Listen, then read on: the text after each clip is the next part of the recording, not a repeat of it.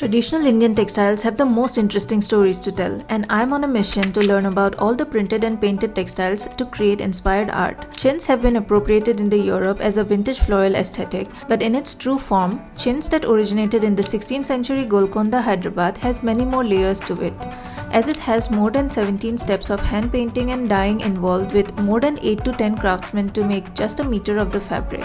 Chins has taken on various aesthetics, shapes and forms over the years to cater to the requirements of different countries, like narrative patterns for Indonesia, geometric motifs for Persians, tree of life motifs that were Chinese inspired, and later a light floral aesthetic with white background for the Europeans. What made chins popular was the vibrance and luster of the natural colors that only Indian dyers could achieve at the time, and the soft cotton fabric. This look of chins took the world by storm in the 17th century. European citizens used it for every surface like hangings on walls, bed covers, carpets, and furniture.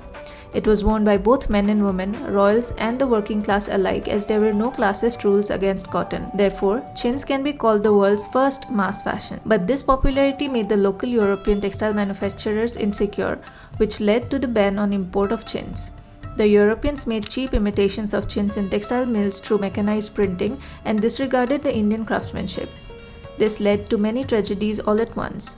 To produce the cotton in a suitable climate, Native Americans were displaced for the land and Africans were enslaved to work on those cotton plantations. The wealth generated from this unethical colonial oppression contributed significantly to the Industrial Revolution in Europe. By the early 19th century, chins came to be associated with the old world and declined. But it was way too good to be out of fashion for too long. Its reappearance can be seen throughout the years in slightly modified looks, and in India it has always survived quietly and evolved into the minimal floral aesthetic that we see in apparel and furnishings.